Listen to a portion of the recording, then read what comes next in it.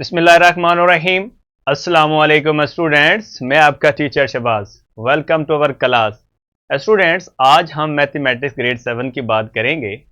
The unit is 5 and the name of unit is the financial mathematics.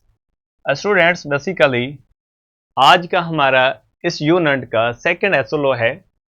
Discuss करते हैं अपने एसओलो को, देखते हैं। स्टूडेंट्स, एसओलो हमारा काफ़ी लेंथी है, बट इसमें हम बेसिकली मैंने हाईलाइट कर दिया है कि जिस चीज़ के ऊपर आज हम ज़्यादा फोकस करेंगे, यानी अगर rate, average rate, inverse and drag की बात करें जो कि इस एसओलो में है, बट हम सिर्फ ratio and increase and decrease of the quantities के बारे में पढ़ेंगे। तो देखते हैं students, calculate increase and the decrease in ratio. तो फर्स्ट ऑफ ऑल तो हम रेशियो के कॉन्सेप्ट को क्लियर करेंगे और increase and decrease in such a way that कि अगर कोई क्वांटिटी है तो उसको, अगर हमें रेशियो कोई दी गई है तो उसके हिसाब से हमारी क्वांटिटी कैसे इंक्रीज या डिक्रीज होती है। देन हमारे एसओलो में तो rate, average rate, direct and the inverse proportional है, और ये जो कॉन्सेप्ट्स हैं इनके अकॉर्डिंग जितने भी वर्ड्स प्रॉब्लम है उनको भी हमने स्टूडेंट्स क्या करना है, सॉल्व। बट हमारा फोकस यहाँ पे रहेगा increase and decrease in the ratio. यानी इन द रेशियो का मतलब क्या है कि अगर कोई क्वांटिटी दी गई है तो वो कैसे इंक्रीज या डिक्रीज होती है। तो ये हमारा स्टूडेंट्स क्या है, एसओलो लेंथ है पूरे चैप्टर का। बेसिकली एक ही एसओलो है जिसमें तमाम टॉपिक्स को क्या किया गया है, कवर किया गया है। हम स्टेप बाय स्टेप, जैसे कि प्रीवियस में ही इसी एसओलो के अंदर हमने रेट्स और एवरेज रेट को डिस्कस किया। नेक्स्ट हम फिर इनवर्स एंड डायरेक्ट प्रोपोर्शनल्स के बारे में पढ़ेंगे और अपने जितने भी क्वेश्चंस हैं उनको भी सॉल्व करेंगे इन कॉन्सेप्ट्स के रेलेवेंट जो है। तो देखते हैं student, first of all the definition of ratio. हम रेशियो को कॉन्सेप्ट जो है उसको क्लियर करेंगे, then we have to move on the next के कैसे कोई क्वांटिटी जो है वो डिक्रीज या इंक्रीज होती है जबकि हमें रेशियो दी गई हो। Students, definition is ratio is way to compare two quantities. Basically ratio दो क्वांटिटीज को कंपेयर करने का एक तरीका है by showing how many time one value is related to the other. यानी बेसिकली ये हमें ये बताती है कि एक वैल्यू जो है वो दूसरी के साथ किस तरह जो है वो रिलेशन में है और उनका कंपैरिजन क्या है। बेसिकली रेशियो के अंदर जब भी हम दो क्वांटिटीज की बात करते हैं तो that is relationship between two quantity with the similar type. यानी दोनों की टाइप जो है वो सेम होनी चाहिए, सिमिलर क्वांटिटी होनी चाहिए। चाहे हम चीजों की बात करें या कोई आप क्वांटिटी की बात करें तो वो सेम होनी चाहिए। एग्जाम्पल में स्टूडेंट्स आपको ज्यादा क्लियर हो जाएगा। If there are four apples and two oranges, right.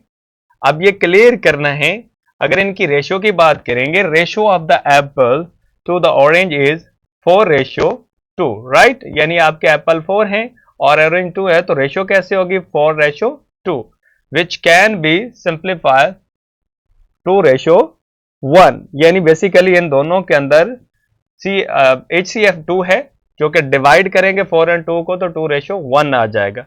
With the first quantity is called antecedents and the second quantity is consequent. जैसे कि अगर फॉर एग्जांपल मैं कहता हूं A:B है तो ये फर्स्ट आपका क्या कहलाता है, antecedent, and the second is called consequent, right. तो ये दोनों का नेम है, ये भी आपको क्लियर होना चाहिए। स्टूडेंट्स, सिंपली अगर डेफिनेशन आपको लग रहा है कि थोड़ी मुश्किल है तो मैं इजी वे में आपको अपनी वर्डिंग में भी बता देता हूं। बेसिकली जो रेशियो है that is comparison of two similar things. जैसे फॉर एग्जांपल एक बोतल है, मैं उसको दूसरी बोतल के साथ उसका कंपैरिजन देखता हूं, साइज का कंपैरिजन। तो ये जो कंपैरिजन है टू सिमिलर थिंग्स का, that is said to be ratio. Ratio में बड़ा इंटरेस्टिंग है कि इसको एज अ फ्रैक्शन लिखा जाता है, और एक और बात भी अपने माइंड में लाजमी रखिए है कि रेशियो का कोई यूनिट नहीं होता, राइट। नेक्स्ट स्टूडेंट्स, जैसे कि एसओलो में हमने कहा कि कोई क्वांटिटी जो है बाय द गिवन रेशियो कैसे इंक्रीज या डिक्रीज होगी। तो देखते हैं, increase in quantity by the given ratio. अगर कोई रेशियो दी गई है, क्वांटिटी भी दी गई है, तो उसमें इंक्रीज कैसे होगा ये देखना है। डेफिनेशन के अंदर to increase a quantity by the given ratio, you multiply the original quantity by the specified ratio. Basically कोई भी जब आपको क्वांटिटी दी गई है उसमें आप इंक्रीज को देखना चाहते हैं तो आप उस क्वांटिटी को मल्टीप्लाई करेंगे जो आपको रेशियो दी गई है। लेकिन इसमें एक बड़ी इंटरेस्टिंग बात है, जो रेशियो दी गई होगी आपको, with the antecedent is greater than the consequent, उस रेशियो के अंदर आपका जो, अब for example A ratio B है, that is said to be antecedent, that is said to be consequent. तो जो भी नंबर दिए गए होंगे, आपका फर्स्ट जो है एंटेसिडेंट ये ग्रेटर देन होगा कॉन्सिक्वेंट यानी बी से। For example, if you have 10 apples and want to increase them by the ratio 3:1। अब ये देखें जो मैं बात कर रहा था, इसमें आप देखें तो आपका एंटीसीडेंट 3 है जबकि कॉन्सिक्वेंट 1 है, तो एंटीसीडेंट ग्रेटर है। इसी रेशियो को आप जो given quantity which is 10 Apple आप मल्टीप्लाई करेंगे तो आपको आंसर मिलेगा। देखते हैं सोल्यूशन के अंदर students, increase in 10 Apple bye the ratio which is 3:1। अब आप बेसिकली क्या करेंगे, जो भी क्वांटिटी दी गई है यानी 10 एप्पल है, इसको मल्टीप्लाई करेंगे गिवन रेशियो, तो इस रेशियो को जब फ्रैक्शन में लिखेंगे तो दैट इज 3/1। मल्टीप्लाई किया 3/1, 3 इंटू 10, आंसर इज 30। तो बेसिकली जब आप 10 एप्पल को इंक्रीज करेंगे bye the given ratio which is 3:1, so answer is 30 apples आपके सिंपली। ठीक है, अब इसमें कुछ भी नहीं है, जो भी क्वांटिटी दी गई है, फॉर एग्जांपल किसी पर्सन की जो है सैलरी 20,000 है, अब मैं कहता हूं कि दैट सैलरी इंक्रीज है जबकि इस रेशियो से 5:2 से इंक्रीज हो गई। तो आप बेसिकली 20 को 5:2 से मल्टीप्लाई करेंगे यानी 5/2 से करेंगे तो इतनी आपकी सैलरी इंक्रीज हो जाएगी, जो भी आंसर आप। नेक्स्ट देखते हैं students, decrease in quantity by the given ratio. Simply पहले इंक्रीज था अब डिक्रीज था, वही डेफिनेशन है, फॉर्मूला है, जहां इंक्रीज था वहां डिक्रीज आ जाएगा। लेकिन जब रेशियो दी गई हो तो उसमें एंटेसिडेंट लेस देन कॉन्सिक्वेंट होगा, बस इतना फर्क है students. To decrease by a given ratio, जब भी कोई गिवन रेशियो दी किसी भी क्वांटिटी के डिक्रीज की अगर हमने बात करनी है तो so we have to multiply original quantity by the given ratio. जो आपको क्वांटिटी दी गई गिवन रेशियो से क्या कर देंगे, मल्टीप्लाई। जैसे कि मैं बता रहा था यार, the antecedents is less than the consequent, antecedents आपका क्या होगा, लेस देन होगा कॉन्सिक्वेंट, यानी ए रेशियो बी है तो ए जो फर्स्ट आपका है that is said to be antecedent which is less than B होगा। अब मल्टीप्लाई करेंगे तो आपकी क्वांटिटी हमेशा डिक्रीज ही होगी। देखते हैं एग्जांपल के अंदर students, decrease the quantity which is 24 kilometre, basically distance है 24 kilometre in the given ratio which is 2:1। इसको हम डिक्रीज फाइंड आउट करना चाहते हैं जबकि रेशियो हमें क्या देंगे, 2:1।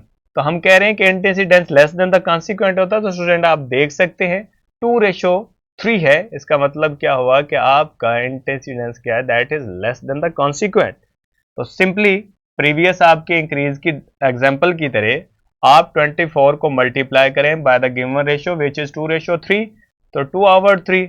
अब मल्टीप्लाई करेंगे 3 को कैंसिल किया 24 के साथ, 8 को 2 के साथ मल्टीप्लाई विच इज 16 किलोमीटर। तो सिंपली अगर आपके 24 किलोमीटर है, इस रेशियो से डिक्रीज होगी विच इज 2:3, तो सो आंसर डिक्रीज होने के बाद आपको क्या मिला, 16 किलोमीटर। स्टूडेंट सिंपली डिक्रीज और इंक्रीज क्वांटिटीज के अंदर बाय द गिवन आपकी रेशियो इतना ही है कि आपकी जो भी क्वांटिटी दी गई है आप गिवन रेशियो से क्या कर देंगे, मल्टीप्लाई। जब मल्टीप्लाई करेंगे इंक्रीज है तो आपकी क्वांटिटी इंक्रीज होकर आ जाएगी, डिक्रीज कह रहे तो डिक्रीज हो गया। सिंपल इतना कॉन्सेप्ट से आपने इसको अपने माइंड में रखना है। अगर होमवर्क की बात करें तो स्टूडेंट्स आपकी जो एक्सरसाइज है which is 5B, the question number 1, 2 and 5 आप लोगों ने सॉल्व करना है which is related to the given concept, जो कि हमने क्या पढ़ा, इंक्रीज और decrease in the ratio by given ratio in the quantity. Basically हमने इंक्रीज देखा, आप लोगों ने इसको सॉल्व आउट करना है। और अगर हम रिसोर्सेज की बात करें स्टूडेंट्स, तो first one is worksheet.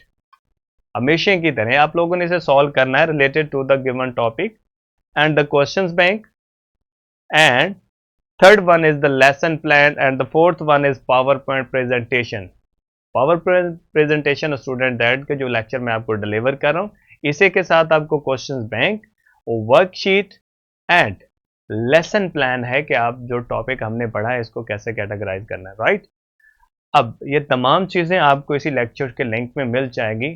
Students, अगर आप अपने लेक्चर को समराइज करें, हमने क्या पढ़ा, तो बेसिकली हमने रेशो के बारे में पढ़ा और क्या रेशो को यूनिट रखती है या नहीं, और देन हमने अगर कोई क्वांटिटी दी गई है तो बाय गिवन रेशो वो इंक्रीज होती है या डिक्रीज, या कैसे इंक्रीज या डिक्रीज होती है, इस कॉन्सेप्ट को क्लियर किया।